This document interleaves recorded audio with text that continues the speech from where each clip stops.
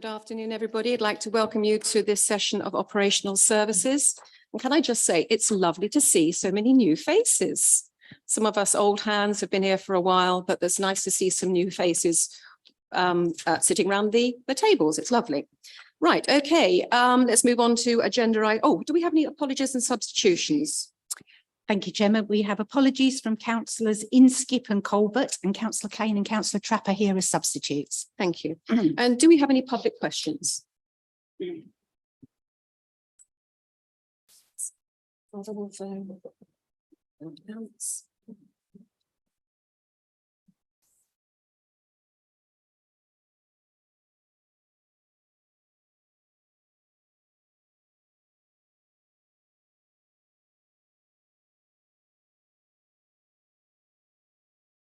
It's very long. Right, okay. And this is from Jethro Gold, who is the chair of East Cambs CAN. Hi, we would like to raise the following public question at Monday's meeting where councillors are set to review the new environment plan. The East Cambs Climate Action Network broadly supports the District Council's Environment Plan for 23-24. We welcome the more ambitious target of net zero by 2035 and praise the efforts of council officers to identify opportunities for action and implement them, such as the recent installation of EV chargers and the council's solar scheme. In response to the draft environmental plan, we have some questions. Question 1 on climate. The environment plan focuses mostly on scope 1 and scope 2 emissions and the council's own activities. How can the council help East Cambridgeshire as a whole transition away from fossil fuels to a zero carbon economy?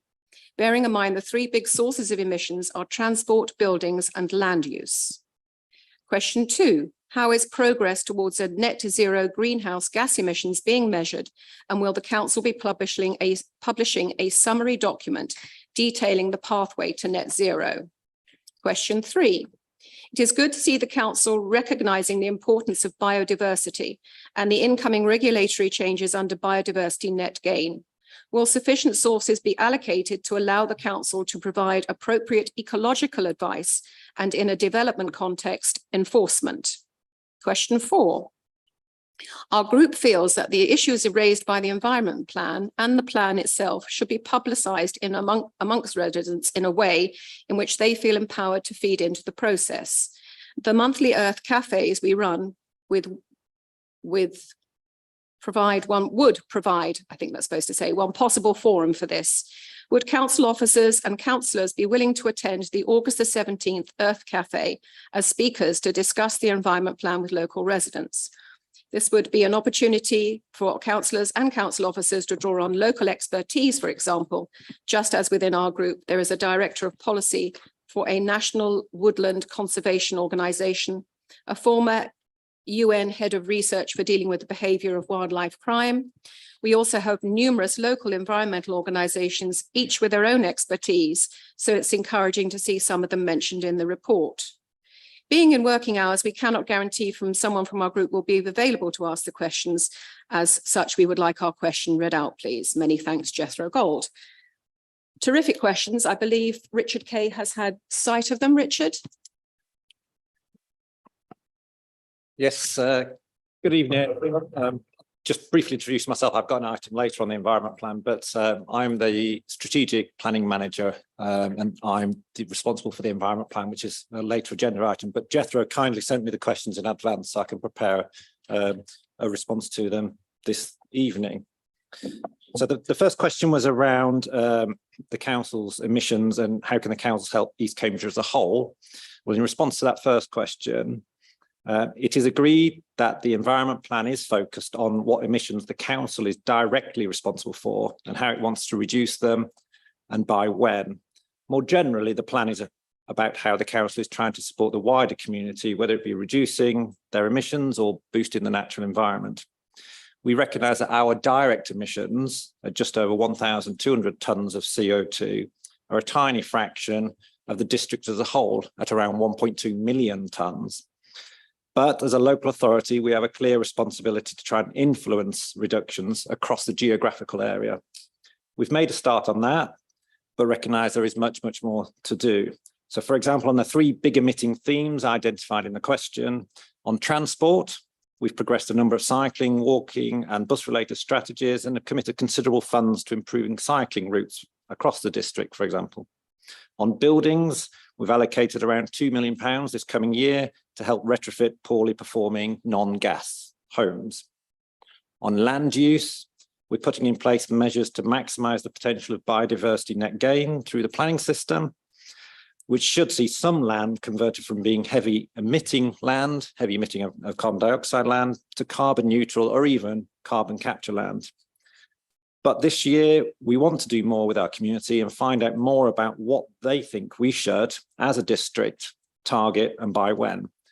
That's why, subject to committee approval tonight, when we get onto that agenda item, we've included action 18 in the environment plan, which is to develop with the community a collectively generated set of targets for East Cambridgeshire as a whole. We really hope East Cambs Can, who was the author of the question that Jeff was the chair, we really hope East Cambs Can will embrace this opportunity to help establish a truly district-wide vision and set of targets, ones which the whole community can get behind and support, and ones which this council will try its very best to help with delivering.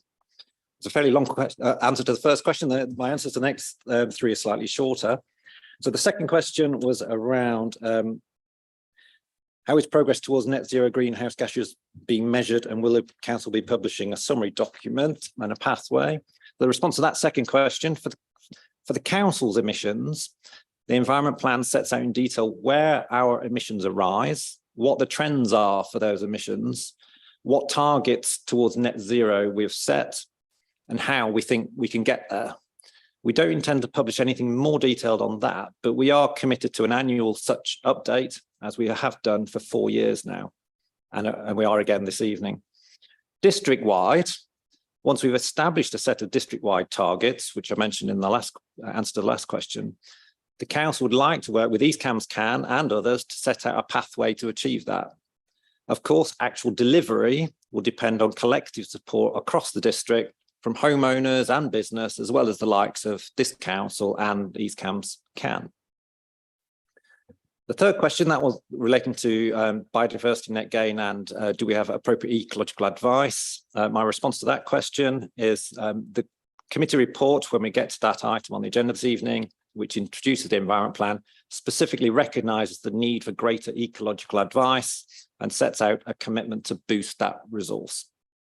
The fourth question, final question, was around, in short, was the one around, are we willing to come to the Earth Cafe as a council and help promote the environment plan more widely? So in response to that question, yes, it is agreed that achieving rapid reductions in greenhouse gas emissions and reversing the declining nature needs widespread community understanding of the issues and their support and collective action. The proposed new set of top 20 actions in the environment plan for the coming year have purposefully been skewed in that direction. Officers would be very happy to attend the August 17th Earth Cafe and perhaps utilise that event as a kick-off for the aforementioned district-wide target setting. The council recognises it is far from an expert on all these complex matters and is very happy to engage, support, learn from as wide an audience as possible. And we've been very happy to support the strengthening of East Cambs Can as an organisation over the past couple of years. Thank you, Chair. Thank you, Richard. Well, I will certainly put August the 17th in my diary to attend the Earth Cafe, and any other councillors that want to attend would, I'm sure, be more than welcome, because the more people they are, the more people we can listen to.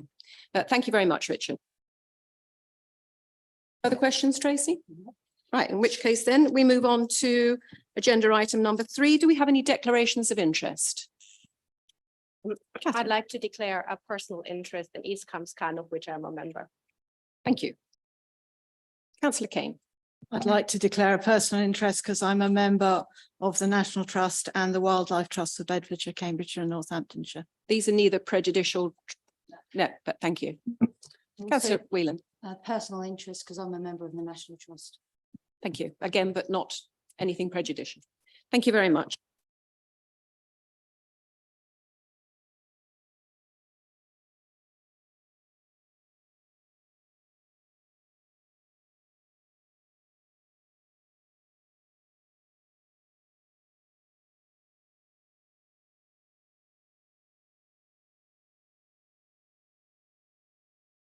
Sorry, John. Sorry, old age is a terrible thing. So we're happy to sign those as a true record, which I will do at the conclusion of this meeting. Thank you very much. I have no chairman's announcements. So now I would like to call on Angela Haylock, who's the new CEO of the VCAEC, to make a presentation. Thank you very much. No, take a seat, take a seat. Your presentation's loaded, so you can just work your way Oh. through.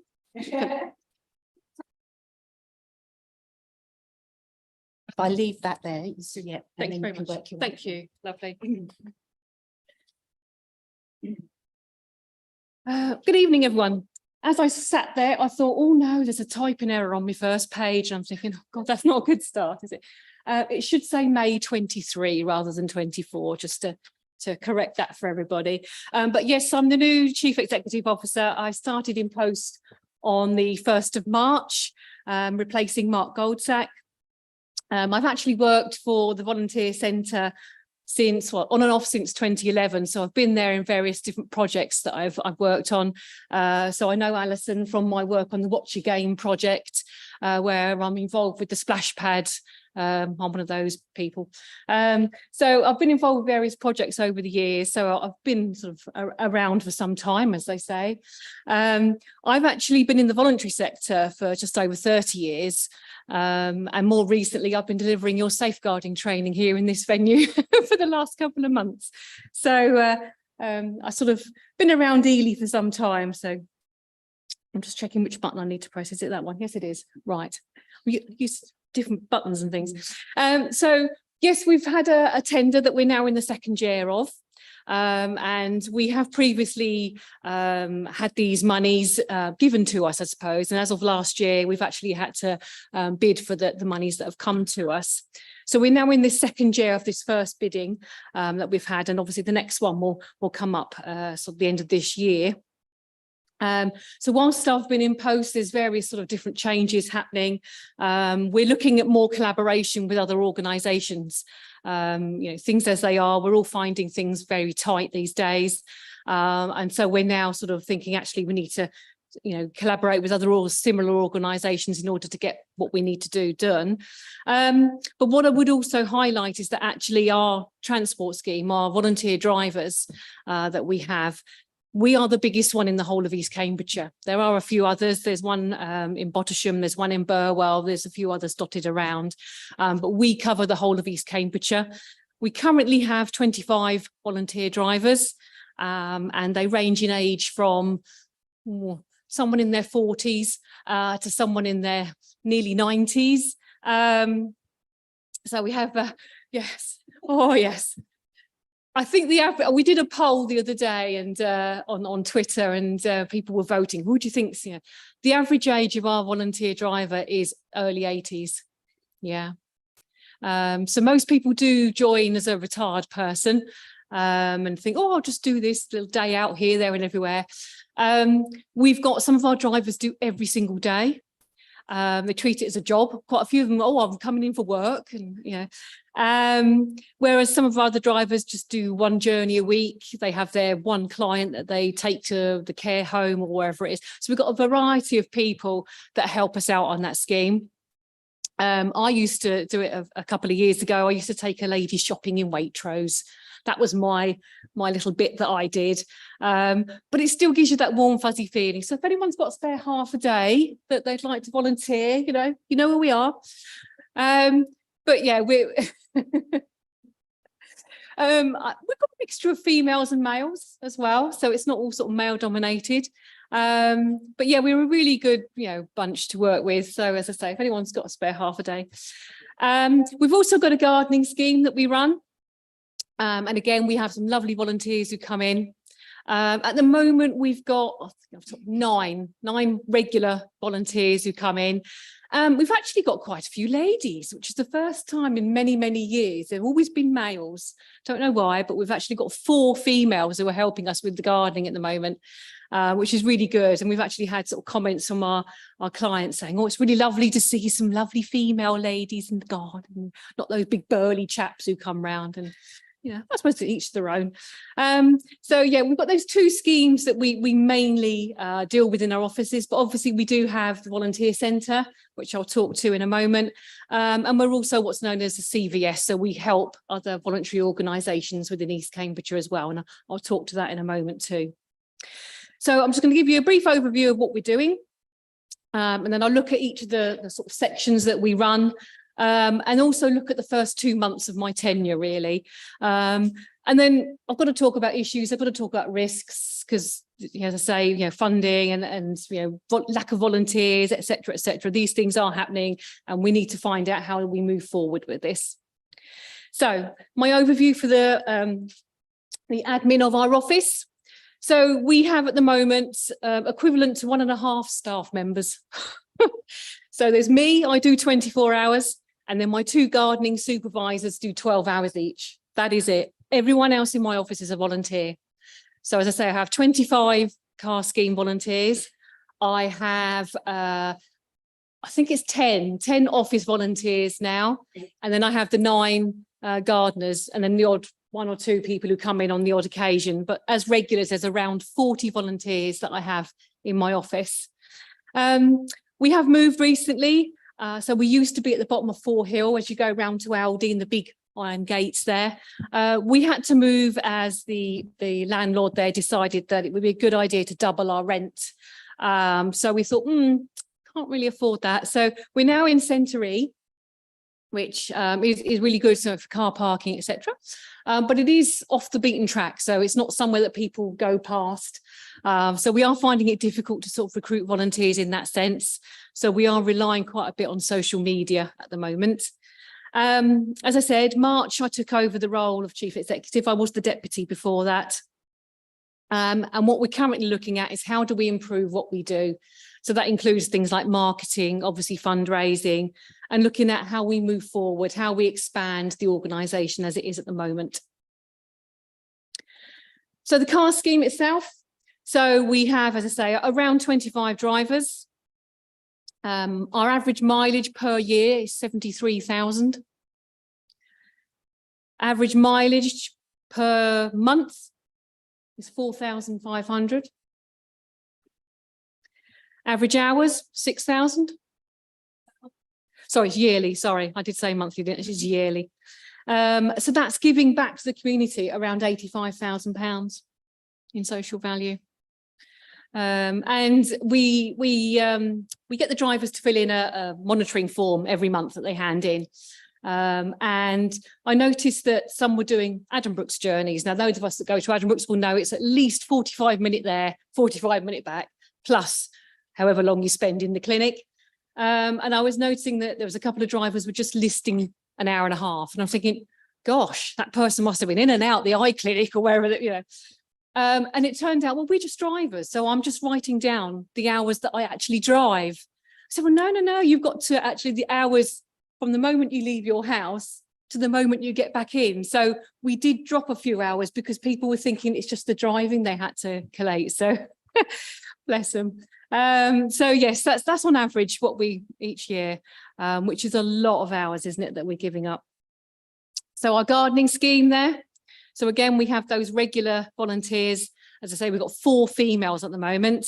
And again, per year, 1,300 hours, 254 different gardens we've been to.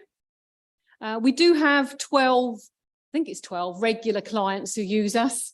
And we've sort of said to them, well, why do you use us? Why don't you use, a proper gardener? I use the terminology there, but, and they said, well, they actually want to use our service because they want to help a charity, but they also want to help the volunteers. And I know last time when Mark did his presentation, he talked about Max, didn't he? And, our volunteers, they come from different backgrounds. We did have someone who was long-term unemployed. He has now got, as my dad would say, a proper job. He is now in paid employment for the first time ever because he's used, obviously, the volunteering that he's done with us. So we have lost a really valuable person, but, he's got, he's in paid employment. That's what we want. That's what we're aiming to do. We've currently got someone who's got a brain injury, so mental health issues.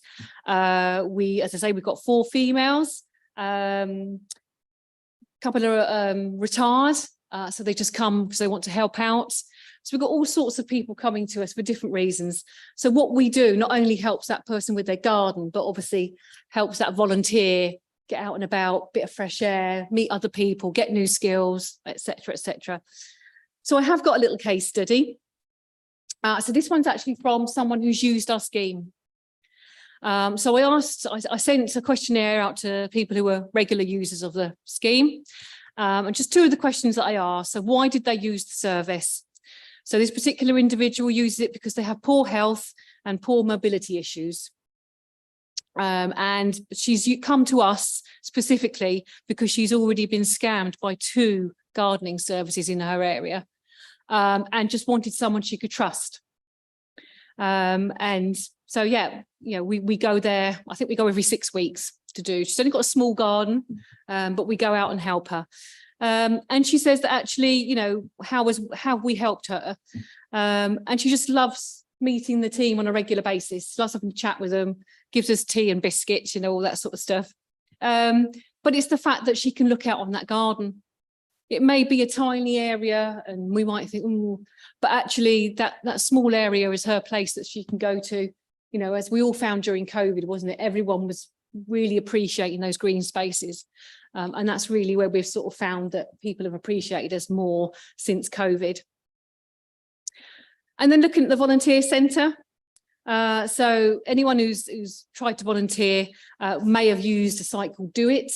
It's a national website. And what we've found is it's not really meeting the needs of people, i.e. the volunteer centre, but it's also not meeting the needs of individuals wanting to volunteer.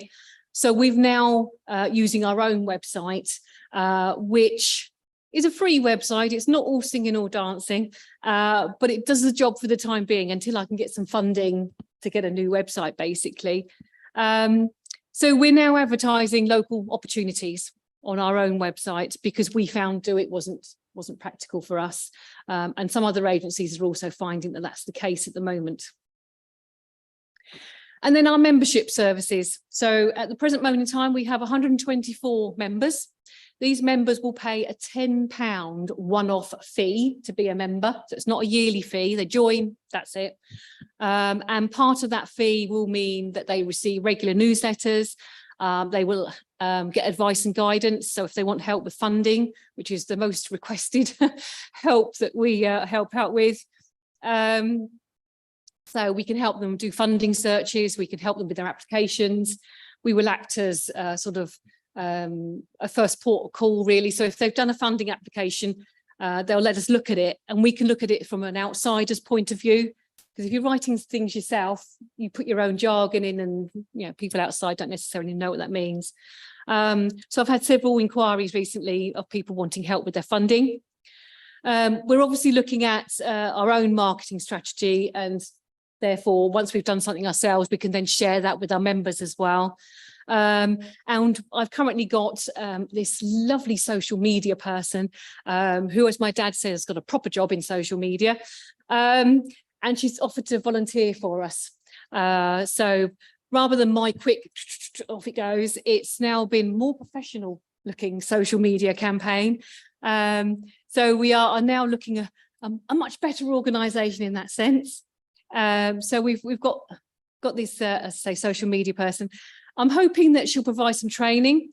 She has agreed to do something for us, so it's putting something together that I can put out to the voluntary sector as well, because obviously part of our membership is that we supply training. So last week we had emergency first aid training, which was attended by 18 people, 18 member organisations. And we've got safeguarding on the 17th of July, which I've got some agencies signed up for. And then the first 2 months of my tenure, so we sent out a request to all the users of our car scheme. Well, half of them actually, 250 of the users of our car scheme. And we said, actually, is it possible you could provide a donation for us this time? You know, if you appreciate the service we provide, is it possible? We actually got just over £2,000 from those 250 users, which is just absolutely amazing. I was astounded. I didn't expect anything like that. I thought maybe £5, £10 or something, but we've recently had an offer of funding and some volunteers from Tesco's. So we're looking to do someone's garden in Meeple. So we're going to have a day where we all go out there. They're going to fund any materials that we use, and they're going to supply some of their members of staff, and we're going to go out and do a DIY SOS type thing at this garden in Meeple. Obviously, we've recently had a successful meeting with Lewis, so he'll start nodding. Which moved forward. We had a couple of queries that we had, and that moved forward. So that was a really good meeting that we had. And we had an invite from Lucy Fraser to go to Westminster, which we did. And she also popped into our offices as well. So we're sort of, getting a bit more notice now, I think. So hopefully that's the way forward. The current issues that I have, as I've sort of said, really, is that we need volunteers in our office. So again, anyone got 5 minutes? I need someone to do some admin. Anyone good at that? We do need some more gardeners, and we do need some drivers for our car scheme. And funding wise, obviously things are going up, as we all know. Petrol and rent and everything else. It's starting to raise our costs more than we had envisaged this time last year. So we're looking at ways that we can get funding in to help those more needy people who need our gardening services. What we do is we ask people for a donation, but some people can't always afford a donation. So we did get some funding last year from Sanctuary Housing and from the City of Ely Council, so that we can help some people with their gardens, but obviously it doesn't pay for the whole amount. And obviously our website, as I said, is in need of a bit of TLC. So I need to try and get some funding to get a new website up and running. And then what I'm hoping to do is we are currently looking into getting a mobility friendly vehicle. So it's maybe some funding. I'm in talks with Liz Knox, plus obviously Care Network and FACT, to see if we can all work together to try and get a mobility vehicle that we can all use. We don't get that many requests, but then again, we don't advertise because we can't really help people. So I'd say on average, we probably get 2 people asking if we could help them, and which we have to turn them down and say you'd have to try and apply, local taxi firms, etc. Obviously, we are there to provide training courses for our members. Ideally, we would like to put them on free, but we do have to charge because we have a venue cost and we have a trainer cost quite often. So additional funding is required for that. And looking at my current role is that I'm trying to get more businesses locally, part of their corporate social responsibility. So I literally had an email yesterday come through. I thought, oh, Sunday, they're busy. But people are looking into how they can get more involved. So whether it's their staff members volunteering or whether they'd like to provide some funding to an organisation. So I'm looking into how local businesses can, sort of contact me and I can put them in touch with other organisations. As I said before, social media, but we're especially looking to try and get more young people involved in volunteering. It tends to be people of a certain age who've probably got time, but actually it's more beneficial. Young people could get so much more out of it as well. So that's one of my targets. I'd like to get more young people engaged. So social media, we might go on to Instagram. I've no idea what Instagram is, but that's why I've got this person on board. She knows all about it. I don't know a lot about it. And obviously, trying to get more people on the gardening team, with the possibility of maybe getting another paid member of staff if I could get some funding, which will obviously then increase how many people we can help. So my aspirations, they're probably up here, might have to bring them down a little bit, but we'll see. We'll see how it goes. That's where I'd like it to go. So, yeah. So has anyone got any questions? Oh.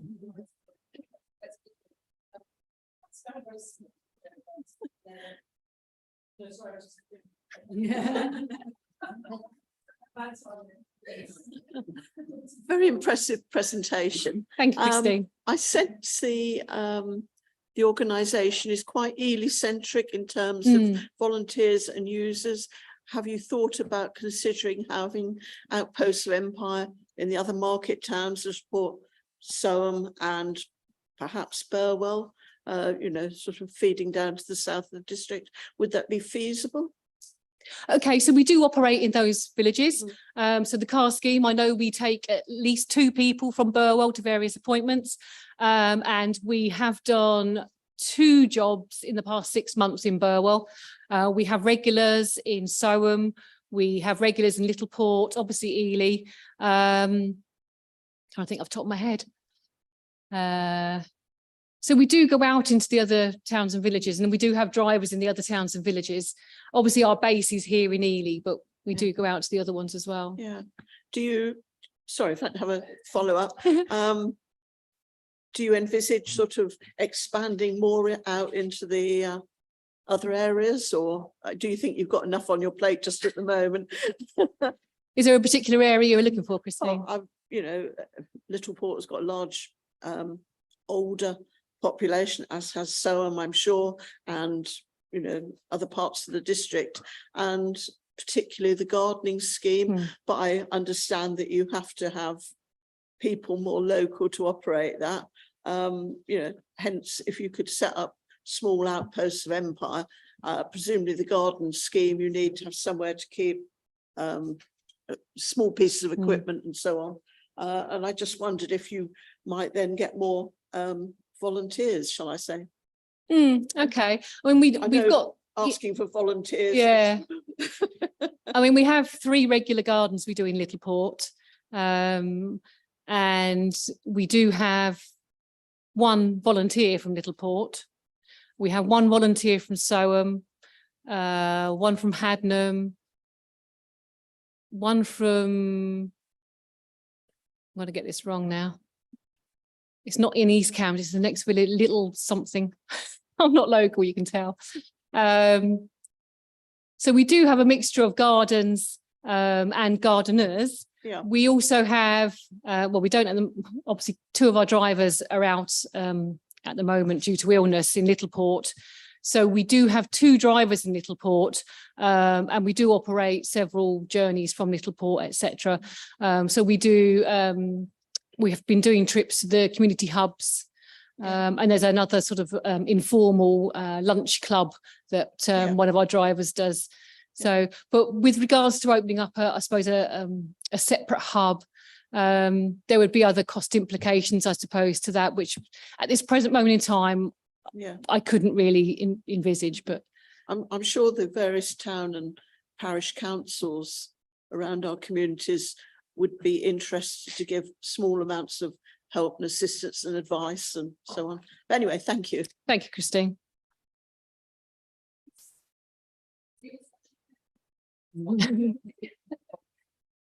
Do we have any other questions? Oh, Councillor Kane, sorry. It's not really a question, but I just wanted to say thank you very much for the work you do. Living in a small village, I know how important these community transport schemes are to people.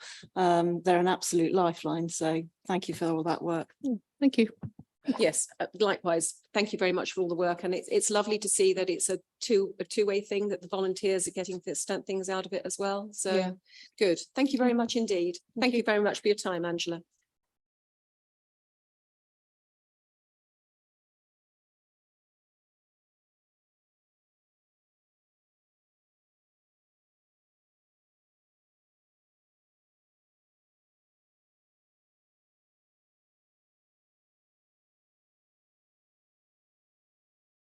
Move swiftly on to agenda item number 7, which is is that right? Yes, the environment plan.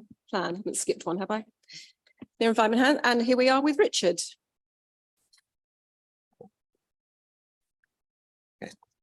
Thank you again, Chair. So just to introduce myself a little bit more detail for those who are not familiar with me. So as I said earlier, I'm the strategic planning manager of the District Council. And part of that role includes overseeing the production and implementation of the annual environment plan, which is in front of you today. I appreciate, as you said, Chair, at the start, there's quite a few new members on this committee, but it's been great to talk to many of you through the various informal briefings that have occurred since the May elections and including discussions on the environment plan as well. So therefore, Chair, I intend to just give a brief introduction to the agenda item today. Before I do that, can I first say thank you to all the members that have submitted questions on this item. Whilst answering all those questions for you kept me very, very busy on Friday. There was a lot of them. It was great to see the wide range of questions and the sort of topics and nature of those questions that were submitted. And it does give a really good feel for me of what you're interested in, what you'd like to know more about, and help me improve in the future on what information I present to members. So we'll come on to those questions and answers shortly and any additional questions you might have. But just to introduce the agenda item then, Chair. So this item is recommending our fourth annual environment plan, which covers a variety of matters relating to climate change and the natural environment. It looks at what our greenhouse gas emissions are and whether that be across the district or the county or arising directly from this district council. It sets out a pathway for how we as an organisation can cut our emissions to net zero by 2035-36, which members will note is a full 5 years earlier than set out in the previous environment plan. It sets out a summary of our aspirations and actions to bolster the natural environment, some of which is directly on our own land, but much of it is working in partnership across the district and indeed across the county. But perhaps the most interesting element to most readers are the set of new top 20 environment actions that we're proposing for the coming year, which is contained within the environment plan. It's proven successful over previous years to set out clearly in the form of a set of top 20 actions, what we propose to do, and then reporting how we've done with those. And so it's recommended again, we do so this year with a new set of top 20 actions. Of those new top 20 actions, there's 4 themes. The first theme is reducing our own emissions as an organisation. The second theme is about how we're going to support nature recovery in the district. The third theme is how are we going to support our communities and residents to take action. And then the final theme, the fourth theme, is what training, policies or accreditation that we're seeking to achieve over the coming 12 months. I think there's some really exciting projects in those top 20 actions. Just to illustrate, I'm not going to run through them all, but just to illustrate it. So the actions under reducing our emissions, for example, I think are real game-changing ones and could dramatically cut our emissions as an organisation and cut them quickly. The natural environment actions are about genuine real action on the ground in every community. And in fact, one of them is about encouraging something in every garden in the district. The supporting others theme is purposefully about targeting a wide audience and in my view should result in some real benefits. And whilst the fourth theme around training, accreditation and policy writing can be a bit of a dry topic to some people, there are some real strong engagement actions in there rather than just corporate policy documents that might sit on shelves gathering dust. So whilst there are those 4 themes I've just gone through, there's actually one, in my view, a strong theme running through all of it. And that's for this year, and that is that widespread engagement theme. So the top 20 actions, in my view, when taken as a whole, are about generating interest, about raising awareness, about facilitating direct action for everyone. They're purposefully not focused on specialist or professional or technical audiences. Yes, it is important to work with those people, and we will carry on working with those specialist people and partners such as the Wildlife Trust or Climate Commission or whoever they might be. But in my view, if we are to make a real difference here in East Cambridgeshire, all of our communities, all of our residents have to be enthused to do their bit. They have to help them learn what they could do, have fun in doing it, and then see real change close to home. And perhaps not just close to home, as I mentioned, perhaps right at home. And therefore, that is an overarching principle running right through the top 20 actions. How can we, as a council, raise awareness? How can we enthuse action to take place? And how can we make that real local on the ground difference?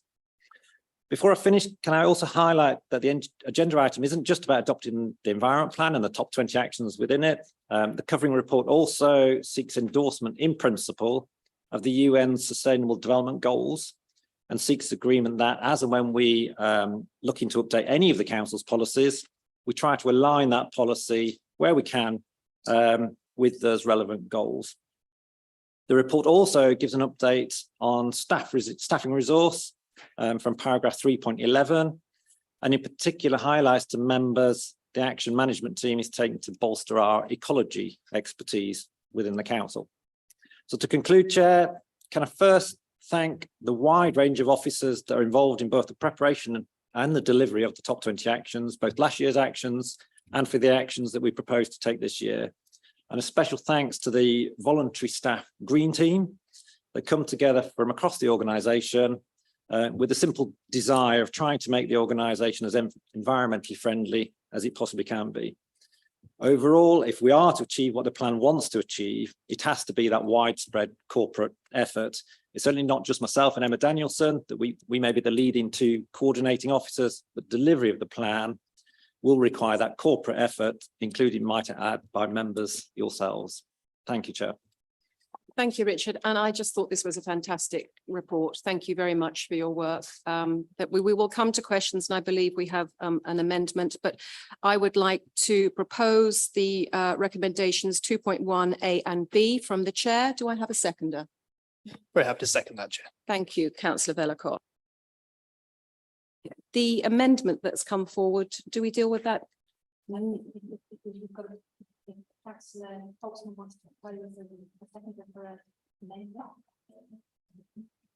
what do I say?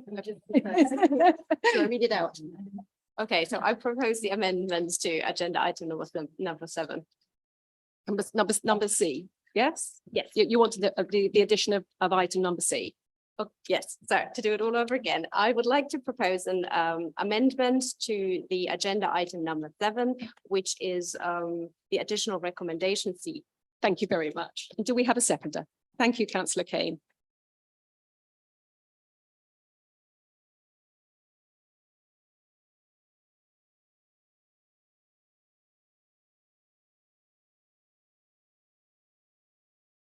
Were all gratefully received. Thank you very much. And I'm taking these in no particular order. Councillor Whelan, are you content with the response to the questions that you have received in written form? And do you have any follow-ups? Yes, I am happy. You're happy. Thank you very much. Councillor Kane, are you likewise happy with your written responses? And do you have any follow-up questions? I am largely happy. Thank you very much. I have one small follow-up point really, which is I asked about why the 100k climate change budget was all put against one line. And I was told it was because we don't know at the beginning of the year where we're going to spend it. But actually earlier on, I was told that 70% of the budget is salary costs. So I would have thought at least that could be budgeted against the salary line. It just makes it easier to understand the budget. That's, yeah, I'm not quite sure which officer that would be. I'm not sure that would be Rich, that would be Anne, but we can discuss that later if that's okay. Catherine, you also had some questions. Are you content with your written responses? And do you have any follow-up questions? I'm very happy and wanted to say thank you for taking the time of answering all of them because there were quite a few, but I have no further questions. Thank you very much. And councillor Vellacott, are you likewise happy with your written responses? And do you have any follow-up questions? I'm very happy and I thank officers because I submitted them slightly later than I know is customary and I'm very grateful. Thank you. Thank you very much. In which case then, do we have any other questions for Richard Kay before we move to the debate? Councillor Trapp. I had a question. Oh, did you have a question? I do beg your pardon. Yeah, Councillor I'm just Trapp, I am informed so as ever. sorry. I am so sorry. Like, You know, I would never ignore perhaps I you. want to go away. I mean, you know. Never ignore you, Mr. Councillor John.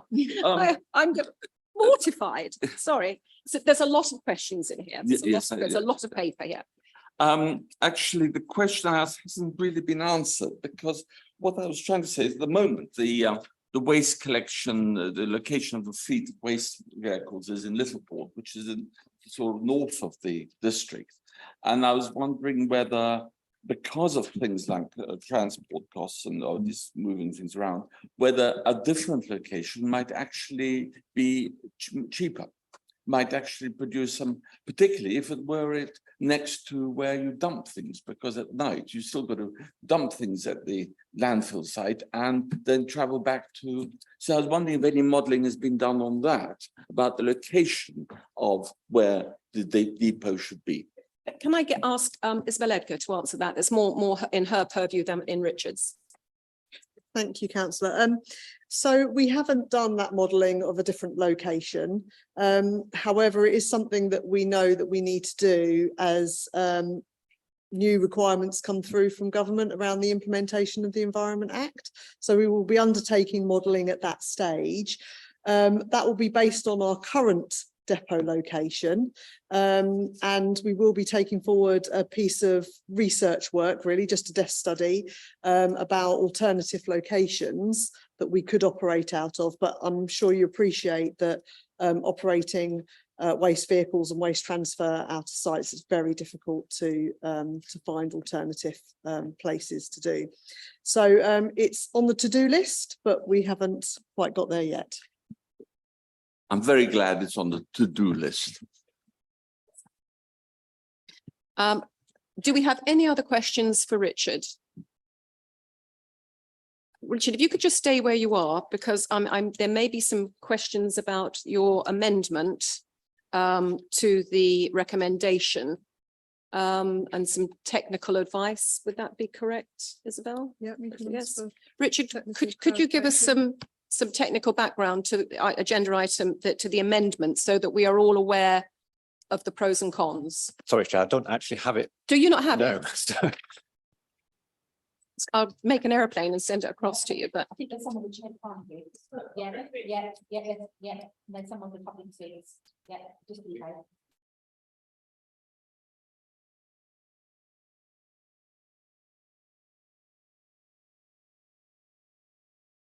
So just so I'm clear, Chair, you're asking if this was to, if it was agreed by the council, what are the implications of this in essence? yes, please. Yes, thank you.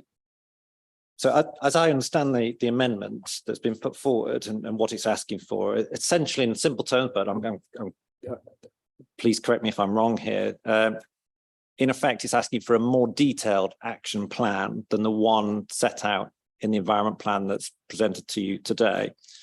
So it's going further in terms of the type of emissions that we will look to investigate and address, and then providing more detail on precisely how we would then go about trying to reduce those emissions.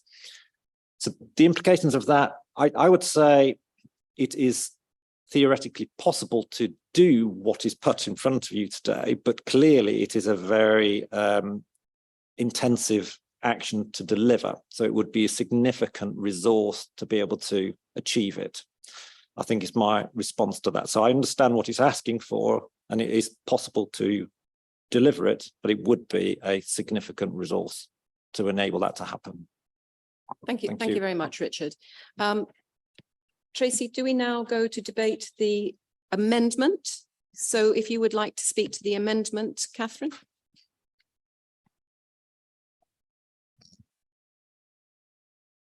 So the point for this amendment is that this council had stated in line with its climate. Catherine, could you Sorry. speak a bit more into your microphone? Because I think the IT are frantically waving. Sorry, Sorry, you need you're to very wave softly harder. spoken, so you need to shout. Okay, is that better? Fantastic. So the council had stated that in line with its climate targets, it wants to achieve an 80% reduction in emissions for its own operations by 2030, which I think is a goal we can all agree on, no matter which side of the table. The current environmental plan sets out a rough and somewhat incomplete outline of the steps required to achieve these goals. And I think they're all going in the right direction, but currently there are items saying we need to get rid of the gas and electricity provision, the gas and oil provision at some point, and we need to find different ways of heating our buildings. And there's a whole host of other things regarding procurement that we will at some point have to look at. Now, the idea of the amendment is not that we do a utterly complete plan, because that would not be possible. I mean, that would take up all of Richard's time and probably not deliver a sensible output. But what I do think we should do as a council is come up with a clear step-by-step action plan to kind of like look at what decisions do we have to make? How can we make those decisions? What advice do we need to get? What will the procurement look like if we, for example, have to install a heat pump, and all of these things? And having tried to install an electric charger at my home and having tried that since October last year, I can appreciate that some of these processes take quite a lot of time to set up and plan and organize. And given that we're saying we want to get there by 2030, which gives us 7 years, what I'm proposing is that we start now to make this plan more detailed, more itemized, and have clear step-by-step plans for each year, what we think is achievable, in which order we should do it. So we do the easy stuff first, and then maybe the more complicated stuff that needs longer planning, we can do that later. But essentially that we have a clearer plan so we can measure our progress and we can be actually certain that we will hit our targets by 2030. Thank you, Catherine. Does anybody have any responses or anything that they would like to say? I have something I'd like to say, if anybody, if you don't mind, I'll speak first, is I think it's a really good idea. However, I would caveat that with saying that this year's target is engagement.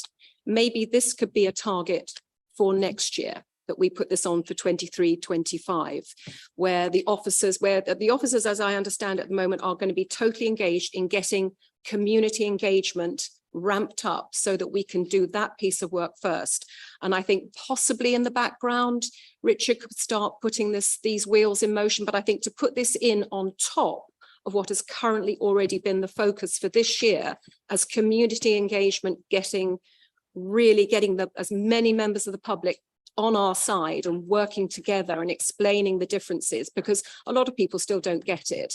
And I think that is possibly to ask to do the two things alongside, I think would probably be too much at this stage. But I think it's a really good idea.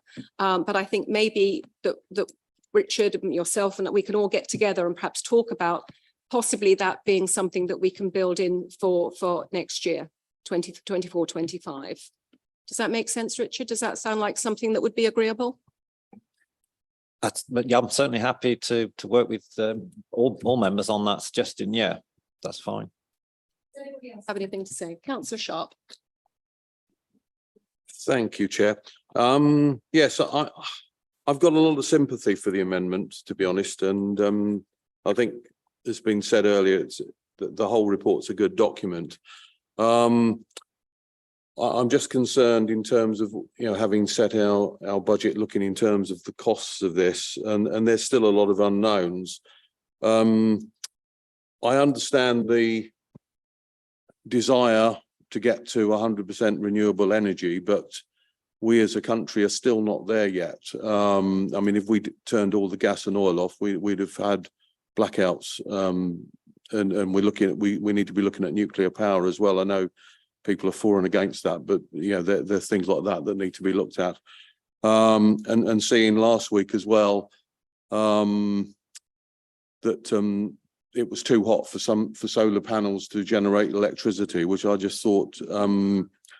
So I think we've got a long way to go with the technology. I mean, massive support, because obviously I'm one of the older members of this committee, so I'm going to be. It's more important for the younger ones as well. I agree with work. I'm happy that we work together to try to get something more detailed. But I'm conscious of what Richard said. It will take investment. I know we've all got to invest in this. To actually get the climate change under control. But obviously, we as a council, I believe, set a target of 2035, didn't we? I think that's the target we've set. I suppose to get it 80% down by 2030 is not a bad aim. But a lot of that is, obviously outside of our control. I think we're taking steps with hopefully with the waste vehicles in terms of how they're powered. And certainly John's comment about moving, looking at moving the waste centre. I know it's been spoken about before, but would, in theory, save a lot of traffic journeys. So I'm in broad support of it, but I think it may be to do the work now. Maybe we can spend the next few months looking at something that we can get into the budget for next year. Would be my thoughts.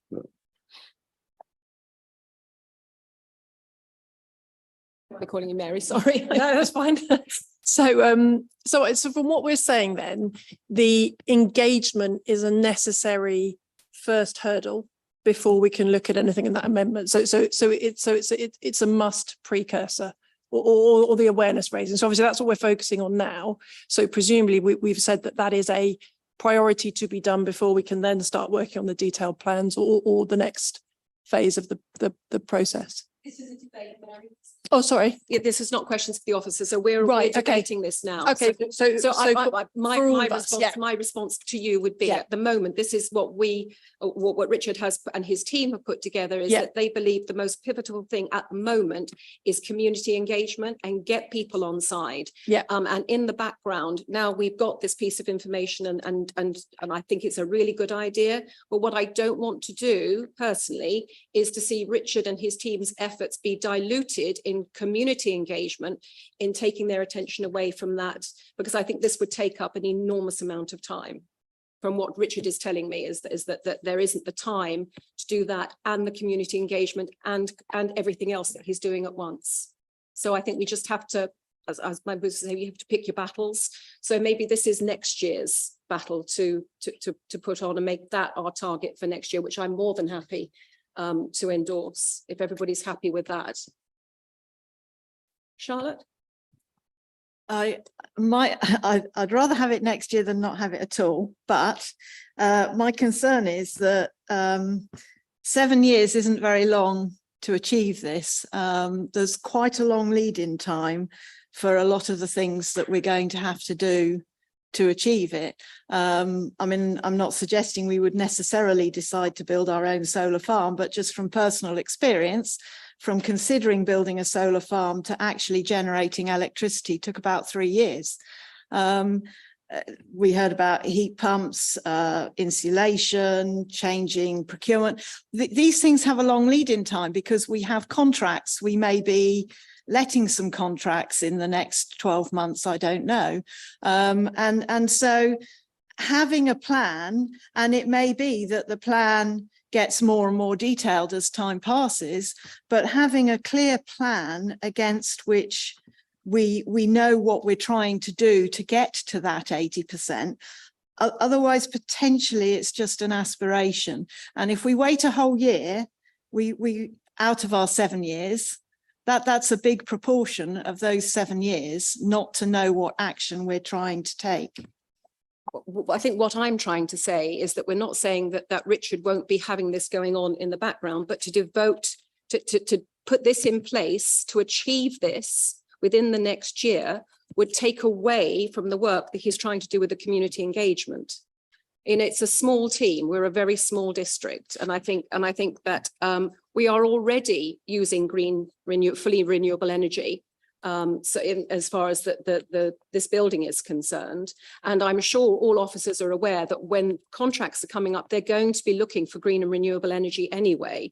I think this is an excellent idea. I just don't think that this is they have.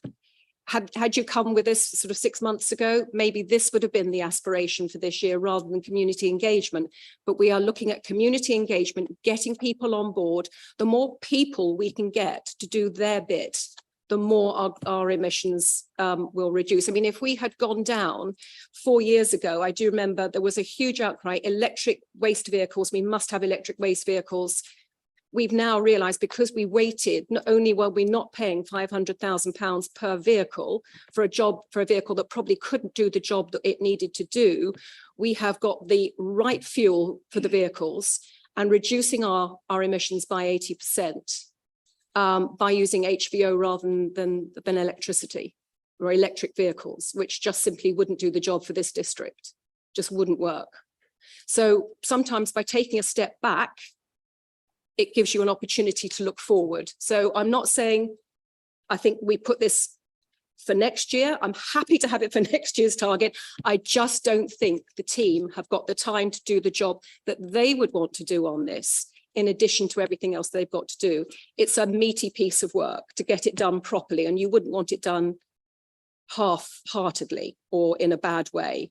But it's something I think certainly that I would be happy to throw my endorsement about, sort of for getting ready for next year, make that our target for next year. Councillor Kane. So taking the waste vehicles as an example, that the key point is that we as a council had clearly decided that we wanted to get carbon neutral waste vehicles. And so we were aware that that was what we wanted to do, and we had a timescale within which to do it. So we were looking at the options and the opportunities, and were ready to take them when we came. So that's what this is asking for, a plan that sets out what we want to do, not specifically in that we will go to electric vehicles or whatever, but in we will look at this area and reduce the carbon on this. And then that we know that when we're going to do that, when the relevant contracts are coming up, and it's also picking up the scope 2 and 3 emissions, which is going to be very important as well, because as you say, we're a small council. So a lot of what we do is actually done by other people, and we need to help them reduce their carbon as well. I can't speak for anybody else, but I don't want our team to feel that they are not able to commit fully to doing it. And from what Richard has said, is that if he undertook this piece of work, then something else would fail. And I don't want to see that happen. I think that personally, I think the community engagement, getting young people, old people, everybody engaged in this fight is important. And absolutely, I hear what you're saying, but you know, these things don't happen in isolation. So I'm sure that the team will, within the next 6 months, start to be looking, if this is what we decide that this is what we're going to do, our target for next year, then that's fine, and that will become their project for next year. But I think personally, I don't want to see their efforts diluted. That's my feeling on it.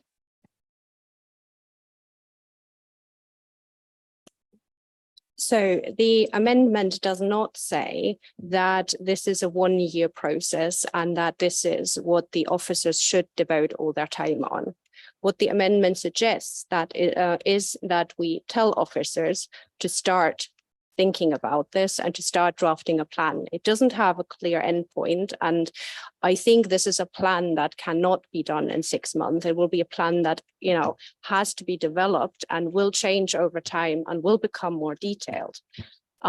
So I would suggest if there is a scope of starting on the plan in whatever small fashion, that would already be a good action. I mean, nothing in there says that we need to kind of like do this to the exclusion of everything else. But like every plan, at some point you have to start, and delaying the start is actually quite dangerous here. I have an amendment to your amendment. Would you be content with we would instruct officers to draft a full plan that details how to achieve a reduction of at least 80% in carbon emissions for all of the council's operations, full stop. And take out leave that in, the 2030? Leave that in? Well, I think that's the implications of that, because. And take out the rest of it. So taking out the specific goals with scope 1, 2, and 3 emissions. So we stop at by 2030 because that's Before what 2030, because we need to understand the implications of that, but so that they can start to look at a plan on details how to reduce the carbon emissions by 80% for all the council's operations. But 2030 is the plan in the report, right? Yeah. You happy to 2030? Yes, it is. 2035. No, it's that's net zero. So the current plan on page. Oh, but 80% is 2030. Yes. Yes. So this is what it says on page 32. That's where the You happy with that? 2030 came from. Richard is happy with that. I'm happy with that. Everybody else happy with that? You I'm happy, happy with that? Poor Tracy's not happy with that because she hasn't got a clue what's going on. If they're happy to agree, you're saying that you're adding C. Yes. Effectively, just the first sentence of C. Instruct officers to draft a full plan that details how to do reduction of at least 80% of carbon emissions. Possibly, yes. Yeah. you're happy to agree to that, then. Yes. Yeah. And obviously, Richard, if you need to come back to the committee for additional funding, then we'd be happy to see you, Or details. or details. Should I keep, sorry, rather than talking, no, I was going to say, as I said earlier, I'm sympathetic for it. Obviously, I'm just concerned that we don't want to give ourselves a situation. Yes, it's important to get to 2030. I'm not, sort of not understand the significance of what we're trying to do, but obviously I'm just conscious that we need to make sure that we're not we need to understand what the finances are. Let's put it like that. Yeah. Do we need to put this to a vote? I have no idea. Yes.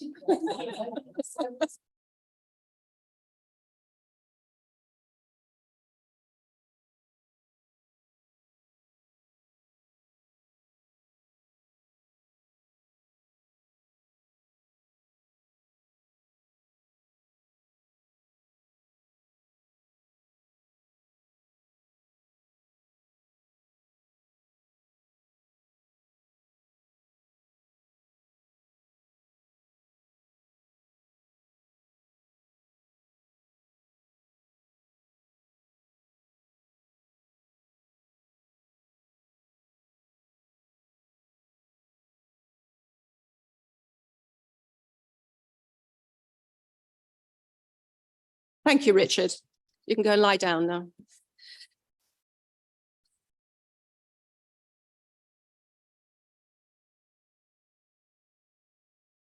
Christine's hot. Anybody else hot? I'm warm.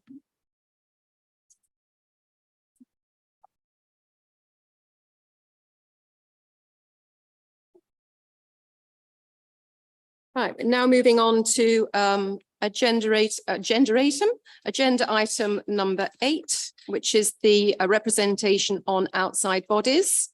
I don't see Caroline. No, it's. Is it you? Is it you? Thank you, Tracy. And apologies, Chairman, I'm afraid this is going to get a little bit complicated because of you've got a revised Appendix 1, which we circulated. And as you'll see on there, we've had a number of nominations for all of the outside bodies from the 2 political groups.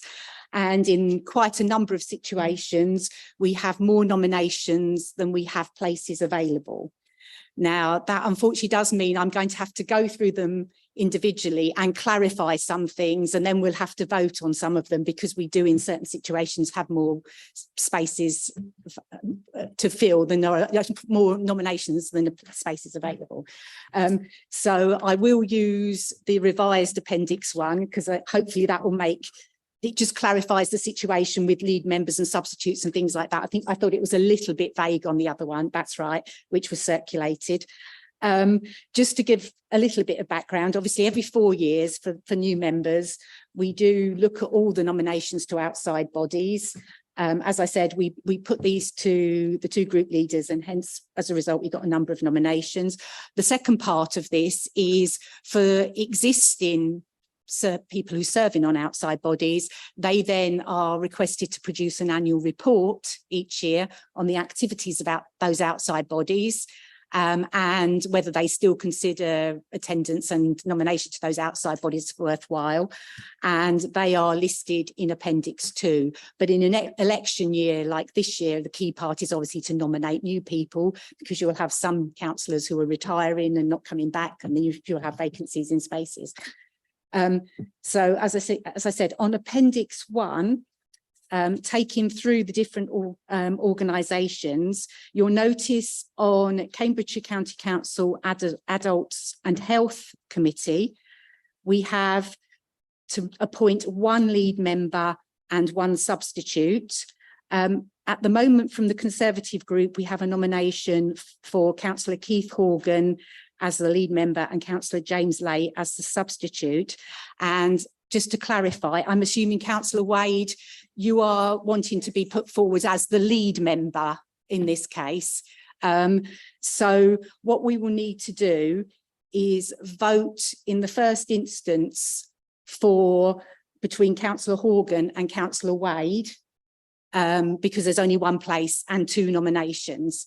So and I'll come on to this, some of the ones later on where we've got more, it's more than one place, we'll have to do it slightly different voting method, but for where it's a single place like this, and that's some sort of apologies, it gets a bit complicated.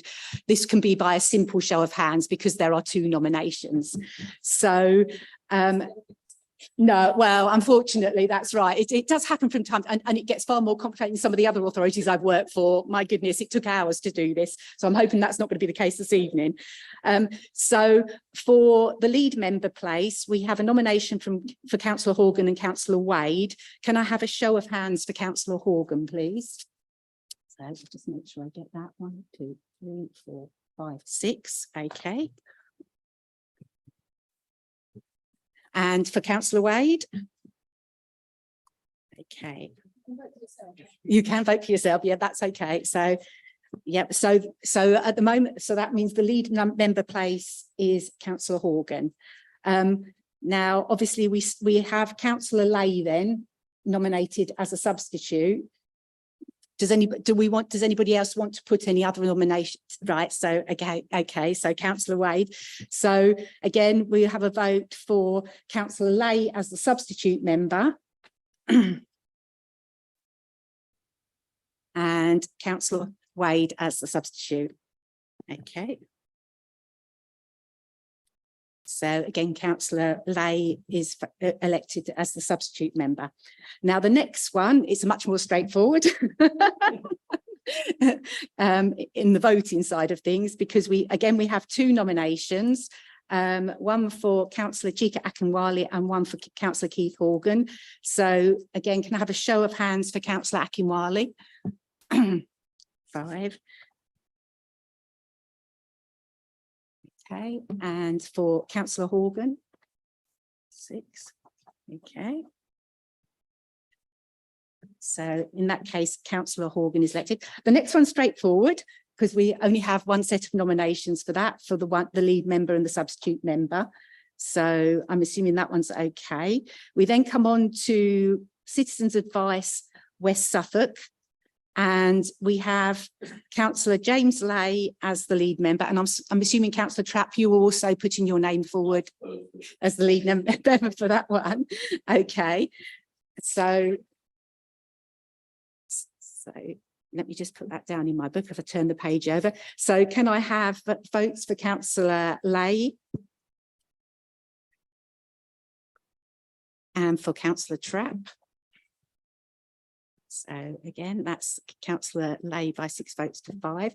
And then we have Councillor Huffer as the substitute member. Councillor Trapp, do you want to be considered for the substitute? Yeah, okay. So can we have votes for Councillor Huffer as the substitute?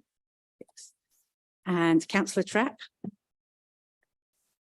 Okay, right. So now this is where it gets very complicated, I'm afraid. We have the Community Safety Partnership. We have 1 lead member and 1 member. And then, of course, because there's 2 places, you can have 2 substitutes. Now, in this situation, we have got nominations from the Conservative group for the lead member and the member role. But Councillor Whelan, I'm assuming you would like to be considered for the member role.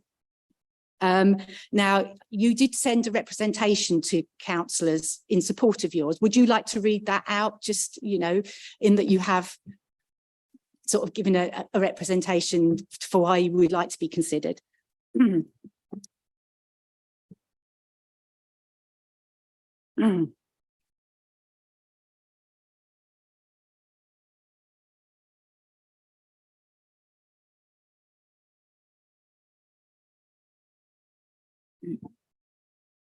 Okay, so members, I'm making the committee aware that I wish to be nominated for the following, for this outside body of the Community Safety Partnership.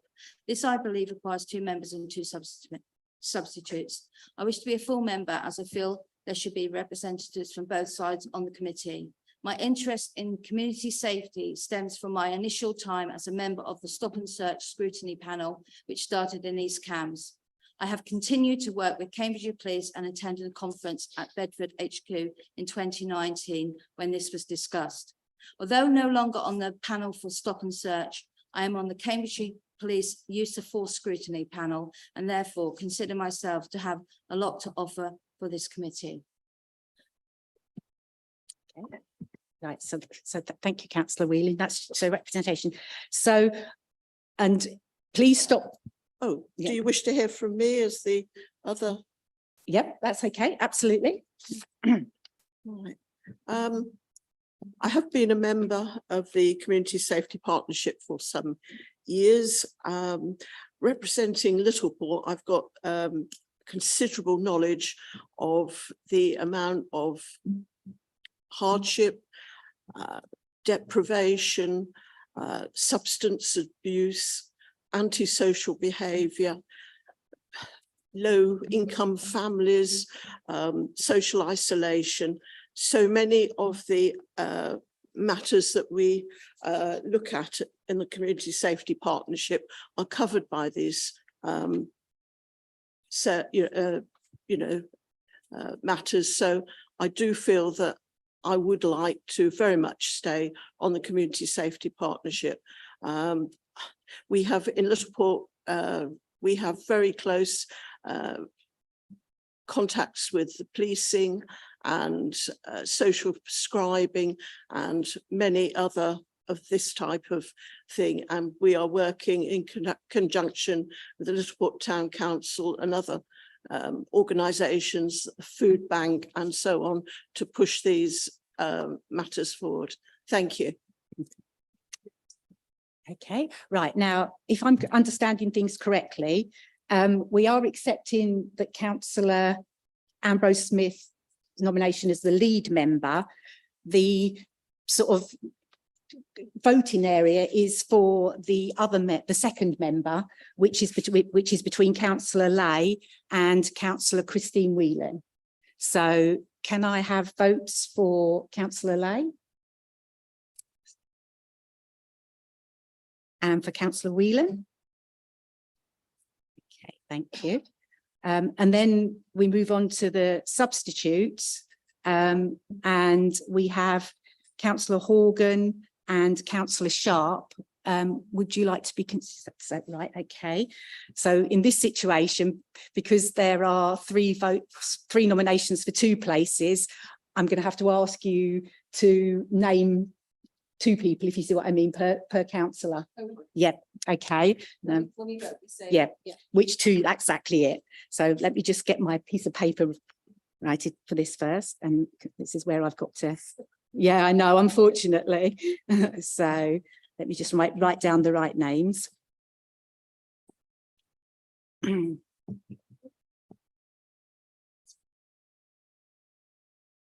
Okay, and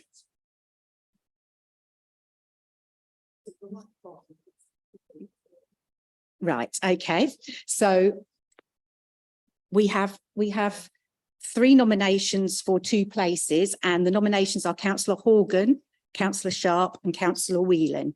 So if you can tell me the two people that you want to vote for when I call your name. So councillor Christine Ambrose Smith.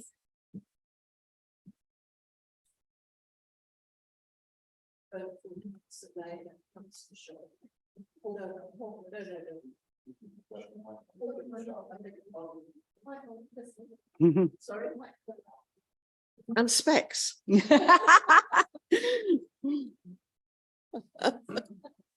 Yes, yes, I can hear and see better. Yes, I would like to nominate councillor Lay and councillor Horgan. Substitutes. I shall go out and come back in again. Substitute members. Yes, Horgan and Sharp. Thank you. And councillor Kane. Oh.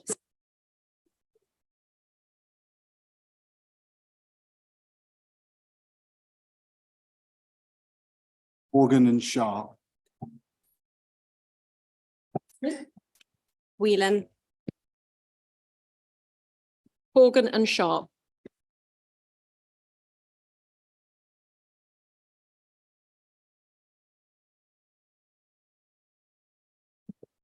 Horgan and Sharp.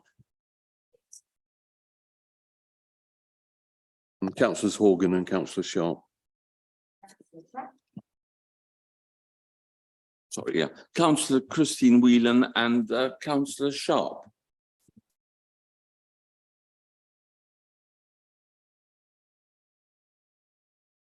Okay, have councillor Horgan and Sharp.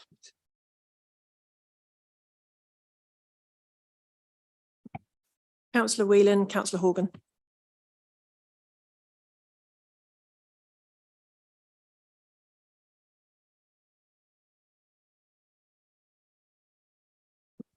Councillor Whelan and Councillor Horgan.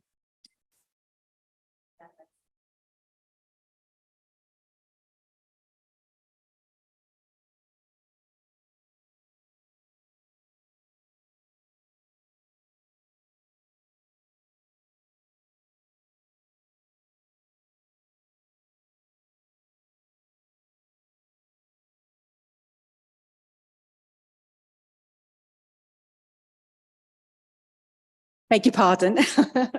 I hadn't realised I had to switch mine off. So it was Councillor Horgan had 8 votes, Councillor Sharp had 7 votes, and Councillor Whelan has 6 votes. So that means that Councillor Horgan and Sharp are appointed as the substitutes. Okay, for Historic England, this is a straight show of hands again, which is between Councillor Kane and Councillor Vellacott. So can I have a show of hands for Councillor Kane? And for Councillor Vellacott?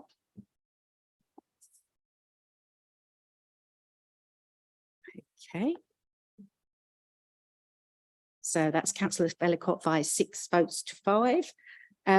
Paradise Centre Management Committee. And again, we have 2 nominations, Councillor Goodall and Councillor Whelan. And again, Councillor Whelan, I know you did send a representation in. Would you like to read that out? I'd be interested in this from the perspective of leisure facilities in Ely. As this is an Ely-based committee, the representative of this should be an Ely member. The committee at the present time is not gender balanced, and this should be addressed. I propose that I should be elected to go on this committee as I'm interested in sports and leisure. I'm an Ely member and I will increase the gender balance of this committee. Okay, thank you. Would you like to say anything? Okay, right. In that case, can I have a show of hands for Councillor Goodall? 6, okay. And a show of hands for Councillor Whelan. Right. So again, Councillor Goodall has that by 6 votes to 5. Recap board, we have Councillor Huffer and Councillor Inskip nominated for the 1 place. So can I have a show of hands for Councillor Huffer? And for Councillor Inskip? So that's again 6 votes to 5 for Councillor Huffer. And this one again is going to be slightly more complicated because we have 3 nominations for 2 places. And bear with me for a second. Let me just make sure I tick in the right boxes for the people who are here, so I call out the right names. And this is where my eyesight gets a bit of a problem. That's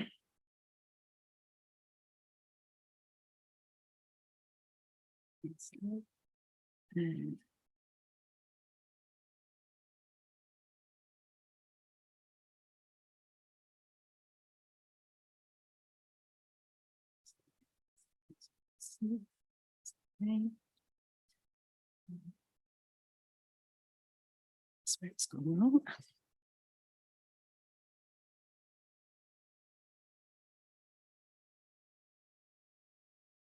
Right, okay.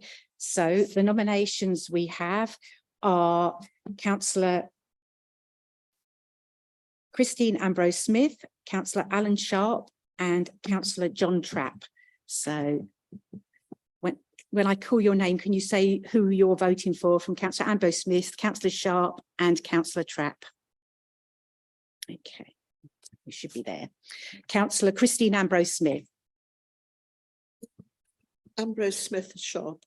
Okay, and Councillor Kane. John Trapp. Councillor Martin Goodall. Councillors Ambrose Smith and Sharp. Councillor Holtzman. Councillor Huffer, Councillors Ambrose, Smith and Sharp. Councillor Pettit, Councillors Ambrose, Smith and Sharp. Councillor Sharp, Councillors Ambrose, Smith and Sharp. Councillor Trapp, I want to vote for myself. And looking down that list, I think probably Councillor Sharp. okay, Councillor Vellacott, The councillors Ambrose, Smith and Sharp. Councillor Wade, Councillors Trapp and Councillor Sharp. and Councillor Christine Whelan. Councillors Trapp. Okay, thank you.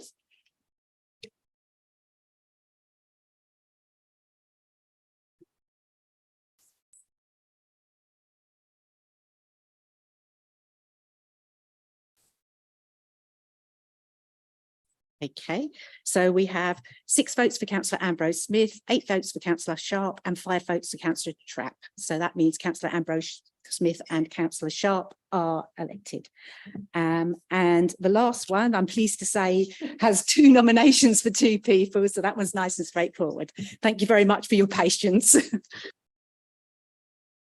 Now, if we could move on to the other matter, that I'm happy to propose item or the recommendations 2.1 and 2.2, which is the representatives that we've just gone through and the annual reports. I'm happy to propose that from the chair. Do I have a seconder? Yeah, I'll second that. That's Alan, Councillor Sharp to second. Do we have any, do we just want to move straight to the vote on this? Anybody have anything they want to say about the reports? Happy to move to the vote? All those in favour?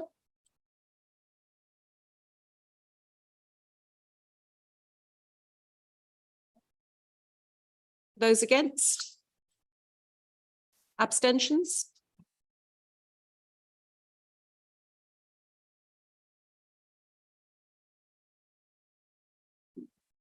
Thank you. We now move on to agenda item. I'm doing that again. Agenda item number 9 with this, which is the Youth Action Plan Progress Update.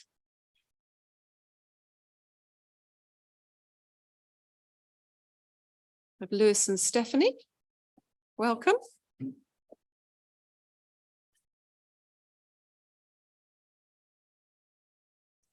If you'd like to present your report, please. Thank you. In March 2021, this committee approved the East Cambs Youth Strategy and Action Plan. Members requested that progress updates be provided to the committee every 6 months. Implementation of the action plan commenced in April 21 and updates have since been provided as required. The action plan Appendix 1 includes a column outlining progress made since the start of its implementation, including progress made since the last update to this committee in November 22. I'm pleased to inform members that lots of progress has been made since the last update, and some examples of this are climate change content has been developed and added to the ECDC youth web pages. These were created in collaboration with the Youth Council. The web pages are continually updated with information from our partners and agencies, such as the Kite Trust campaign. A Hide My Visit button has recently been added to the safety page in response to feedback. In January and March 23, the council supported the CSP's core experience events. The youth strategy and the council's youth web pages are promoted at these events. The Housing and Community Advice met with Ely Job Centre. The Job Centre has agreed to work with ECDC as employers for potentially facilitating work placements. During 23, ECDC community safety officers attended parent information evenings at 2 local schools to discuss community safety matters and also provided presentations to parents. The council has continued to promote its youth web pages since the last committee update and has referred to them in press releases and communications. In addition to the action plan, the council is now coordinating a series of youth events in the summer, which align with the themes of the youth strategy. The council recognises that it may not always be the best place organisation to deal with specific issues. However, if anything becomes apparent, we'll endeavour to make the relevant organisation or organisations aware so that it can be dealt with. Where appropriate, the council will support in any way we can. Members are requested to note progress made against the Youth Action Plan. Thank you, Chair. Happy to take any questions. If you're happy for me Thank you to. very much. Councillor Kane, you had a question on this item. Are you content with the written response or do you have a follow-up question? I have a follow-up suggestion for this committee. Fire away. Well, it's a suggestion for this Okay. committee because the summer events which are being held in August, they've only just been finalised because of the external funding, which makes advertising them quite challenging before schools break up, etc., etc. So I wonder if there's any way for any budget to be found to underwrite these so that they will happen even if they don't get the grant, so that they can do the communications in good time. Because for example, one of them is in Bottisham, which is great. Bottisham doesn't do an August magazine, so its magazine has gone without this being advertised in it, which is a real shame. I'm sure most of the direct audience are frankly will use social media and things, but their parents will probably read the Village magazine. So I think we need to look at a way of enabling them to advertise these events in much better time than the grant system, which is only a 3-month grant system, actually allows them to do. But that's something for this committee, I think, to look at how it can underwrite it. Well, the budget for this committee is already set for the time being. When will it come back to us, Isabel? Annual budget. So it's something. Oh, Anne is waving furiously. Thank you, Anne. February. So we can bring it into the February if you want to raise it again in February, or we can make a note to bring it up. Or Anne, will you make a note to see if there's any budget available? How will that affect Stephanie and Lewis? How will that affect you? I was going to say, actually, thank you, Chair. Thank you for that suggestion to committee. In terms of going forward beyond this financial year, at the next update, Stephanie and I were intending on bringing some recommendations to this committee as part of our update for members to consider. And that could potentially be explored as part of that, if you're happy for it to be.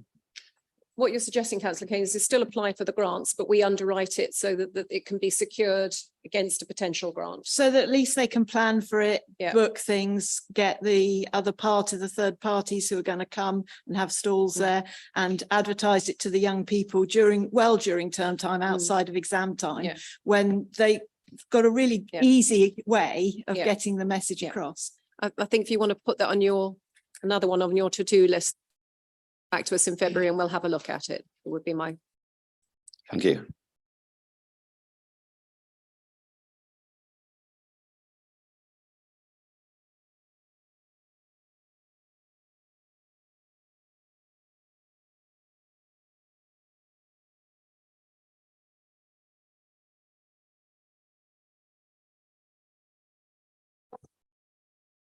Thank you very much, Chair. Just wanted to begin, colleagues, by asking a question. Do you think East Cambridgeshire gives people a purpose?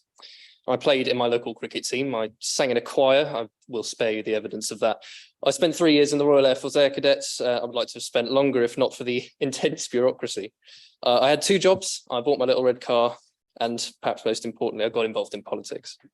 These things took me from a difficult time, a time where I think I felt quite lost, as we all do from time to time, into having a clear direction, and that led me here in turn. I believe East Cambridgeshire is giving young people a purpose, and we now have a duty to unlock that potential.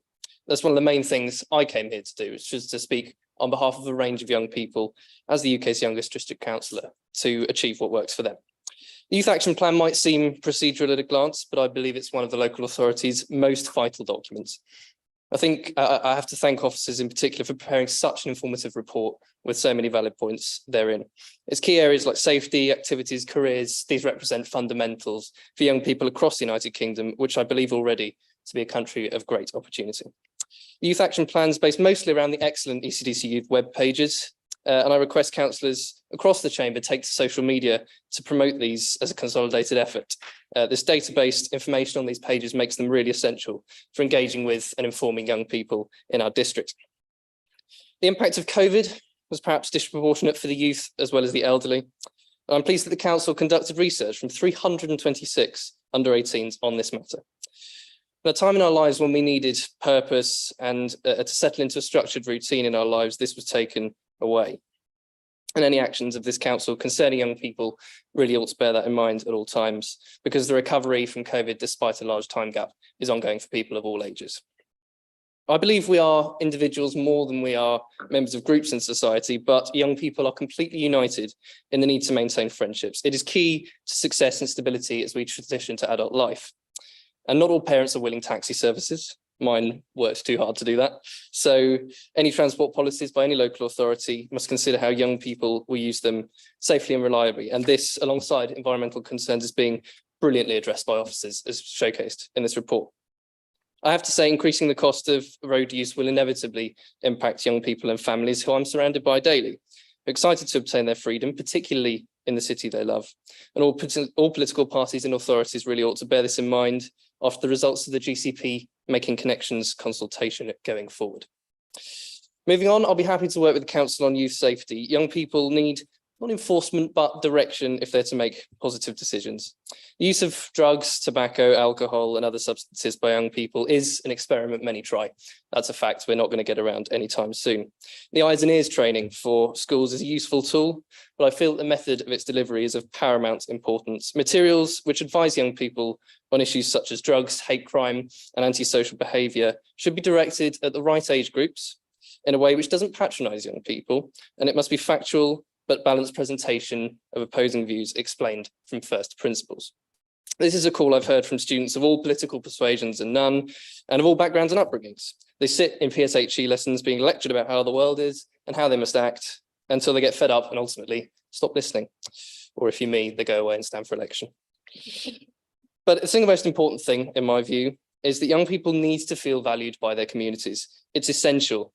And I think members would be stunned by how little encouragement is needed to put young people on track for a great life. We need a purpose, even if it's a temporary one. So let me commend the council's work on spaces and activities for our young people. It's our duty as councillors to deliver feedback and promote local spaces like skate parks, cadet squadrons, volunteer roles, sports clubs and more, and to make these as accessible as possible for everyone, whether that be financially or practically. The initiatives for youth healthcare in the plan are right on track.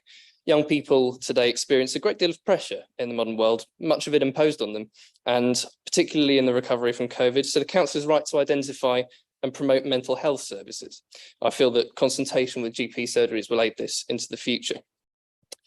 We on this committee should also consider how we can support young people into part-time work and volunteering, like Angela mentioned at the start of this meeting. This has enabled so many people I've met, including myself, to form their own freedom and form the discipline and skills which will serve them well for life.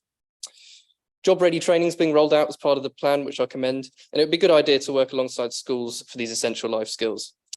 At the moment, this uses the excellent youth web pages, but we must have a consolidated effort on this council to get the word out there. Young people really don't often think of asking their district council for advice and support. And we must change that as a council. And we must change that cross-party alongside our officers. And this report shows the progress we're making towards that. Therefore, our school councillors, please write your parish councils, please tell your colleagues, friends and young people in your district, the district councils are listening to you. The district council will help you find your purpose. Thank you, Chair. Councillor Trapp. Oh, I do beg your pardon. I do beg your pardon. I thought we had, I apologise again, John. All right, Becky. I'm just looking at it. For instance, on page 10 at the bottom, it says travel, and it says promoted on ECDC young people's web pages. And then the one line below it says information added to ECDC youth web pages. Are they the same thing or are they different? Thank you, Councillor Trapp. They are the same thing. Right, okay, perhaps that ought to be corrected then. Yes, we will. The other thing is I actually tried to look at it on the EastCams website and found that I couldn't find it until I actually had to type in youth.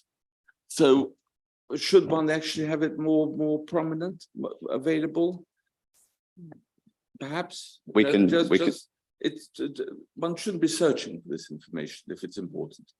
Thank we you. can take that away, that feedback away, and look at how we could potentially make it more prominent. Thank you.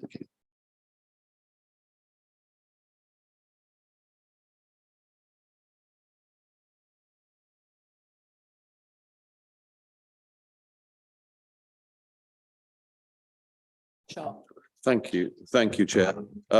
Just like to thank officers for the report, and it's touching on what Councillor Kane said earlier, because it's not just about getting in village magazines, but also through schools. I'm going to declare, well, I was going to say an interest, but I'm co-chair of governors at Boddisham Village College, so I'm very, and a lot of those have got having their final exams this week, so they will have disappeared, and so I think it's trying to get in there, sorting out, waiting for the funding. I totally share Charlotte's point. If we can get that earlier, we could have got that into the college, and we've got 1,410 pupils there at the moment, and it's going to hit 1,500. But thanks. I should say, I welcome these events and I wish them every success. I'm hoping to be involved, although I don't know yet quite how.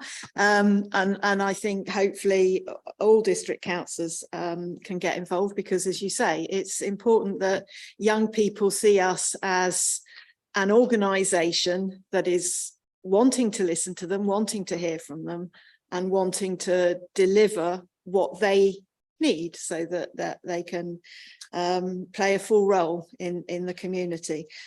So I'm pleased with the work you're doing. Thank you very much. And I look forward to seeing how the event goes in August.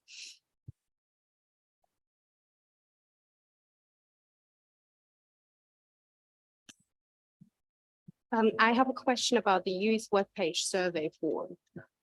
So I've tried that. Let's try harder. So I tried the youth webpage survey form, and the only link I could find to that was on the youth web pages. But the first question of the youth web pages is are you aware of the council's youth web pages? Which is inadvertently quite funny because there's no other way of getting to them, is there? So I was just wondering why that question was there, because surely no one would say no, would they? Yeah, originally we took that survey round to individuals. I did it in person. I will look at that and get that taken off, because it's now an ongoing survey. It'll be left there for people to feedback. Thank you for pointing it out. Yeah, just to add to what Stephanie said, as she said, she went round and shared it in person at places like the careers event, for example. I believe it's been emailed, hasn't it? The link to it has been emailed far and wide. Basically, we've asked schools to promote it, for example, as well. So, but yeah, we'll have a look at that as and keep pushing it, basically. So, thank you. They would like to say at this stage, or are we happy to note and move on to the next agenda item? Happy to note, and thank you very much, Lewis and Stephanie, for your sterling work. Much appreciated by us all. Thank you.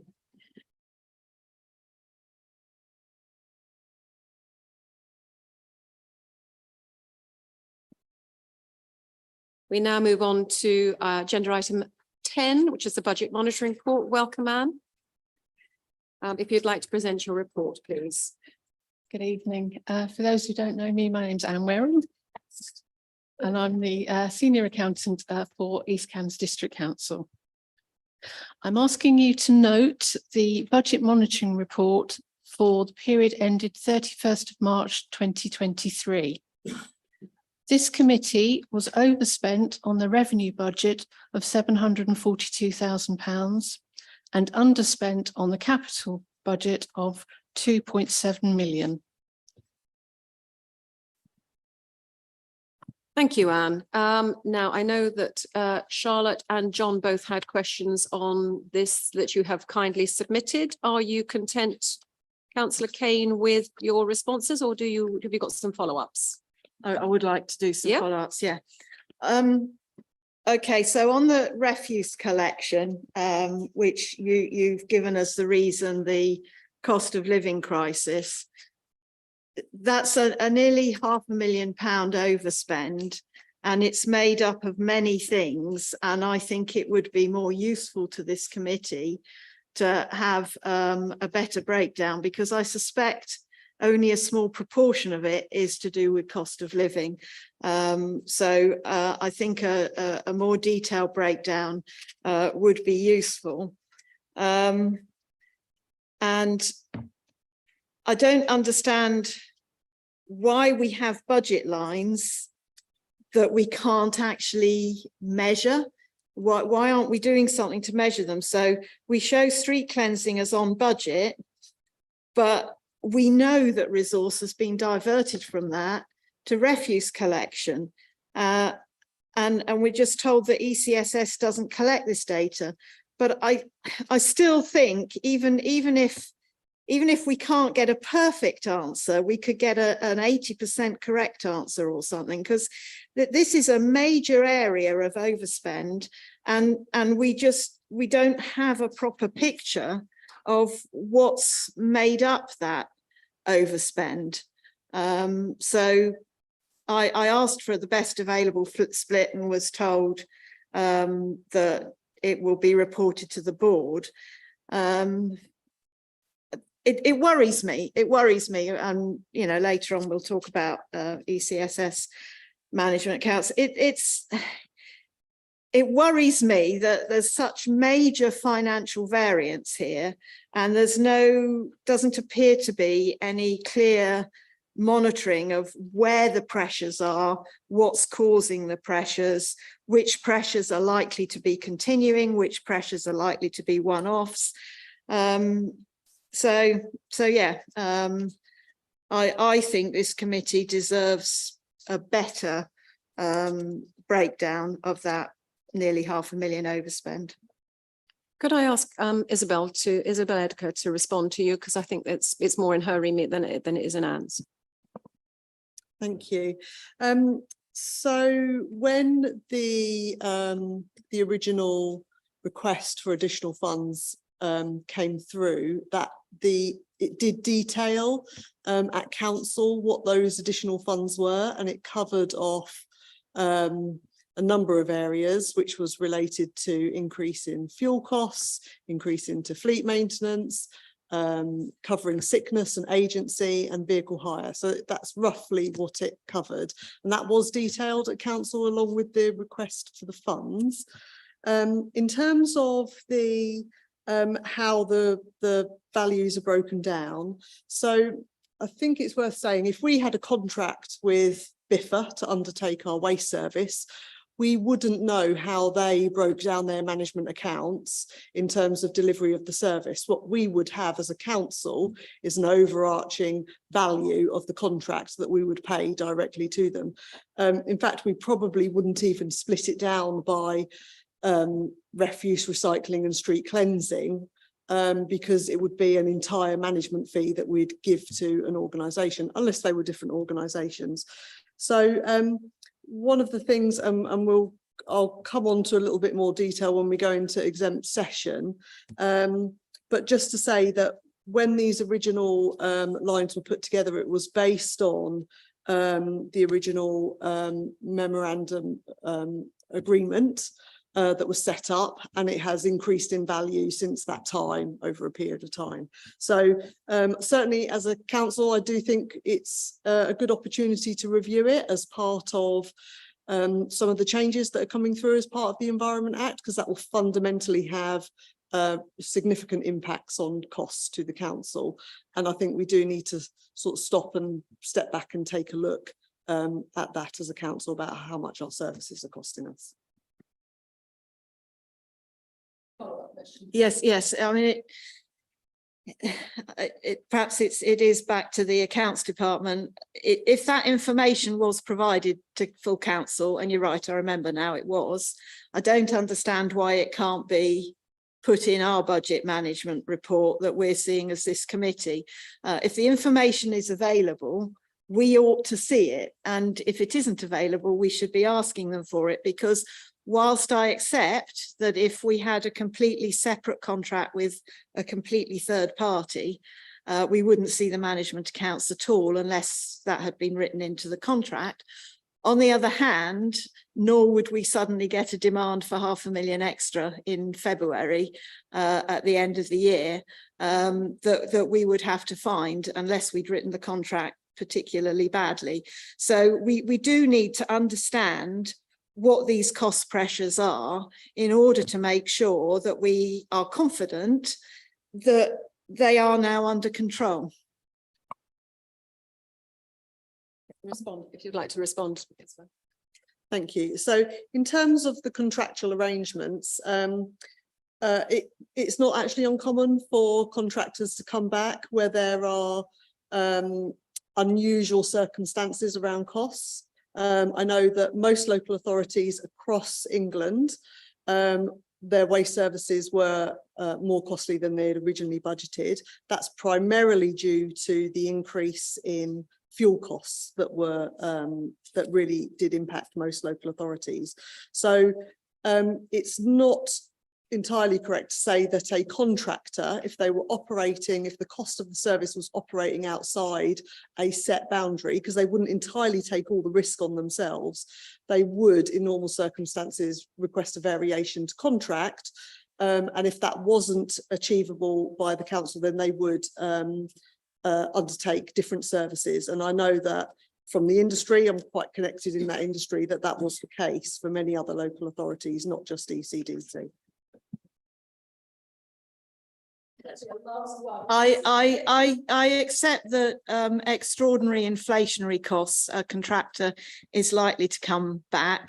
But as you say, that would be a request and not something we would necessarily have to do unless it was written into the contract. But whilst we might consider an extraordinary inflationary impact, we might, as the customer, we might be less willing to pay for some of the other increased costs which were a result of management decisions. So it's a different relationship, and I think because of that, that's why we see the management accounts. But I think in terms of the accounts that come to this committee, that after all are the ones that the public can see, ought to have a meaningful breakdown rather than just say £500,000 overspend because of cost of living. I mean, in all I can say, Councillor Kane, is that it came before this committee, before it came to full council. It was discussed thoroughly at full council. So all these figures have been in the public domain. This is not something that is trying to be hidden. And can I leave it with you to discuss with Isabel if it's something that you want to do in the future? But at this stage, it's not, all these figures have been in the public domain for quite some time.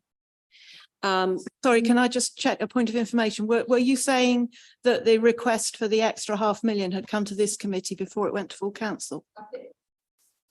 That's not my recollection. Thank you. Put your hand up.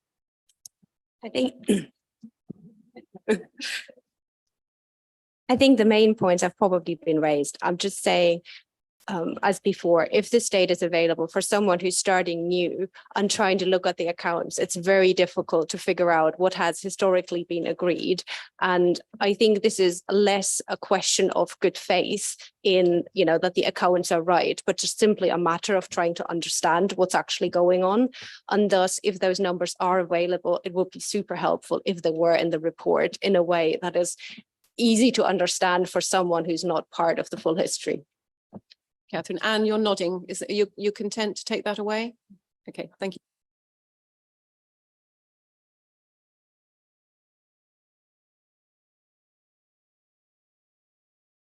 Oh, yes.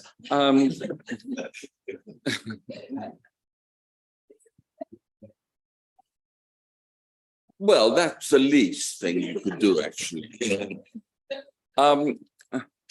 No, it's just that I take it about the GLL management fee that it is now from April 2023, it will revert back to what it was previously agreed. Yes, it will. Okay, thank you very much. Anything else, Councillor Trapp?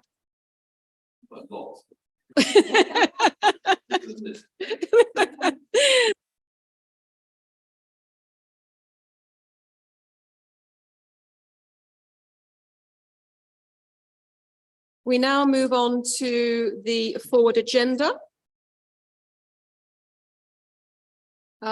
which sees us back here with quite a heavy schedule in September.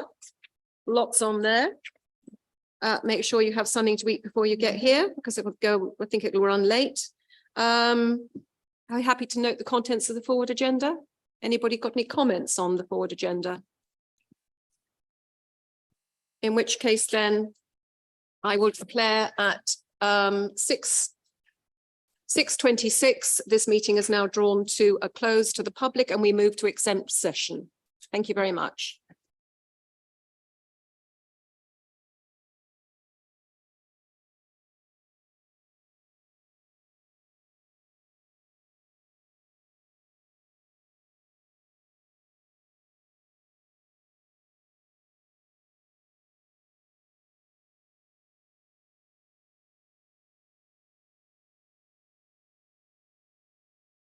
Apparently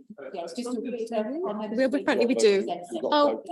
Are we all content that we are moving? Sorry. Are we all content that we are moving now into exempt session? Can I have a show of hands, please? Thank you.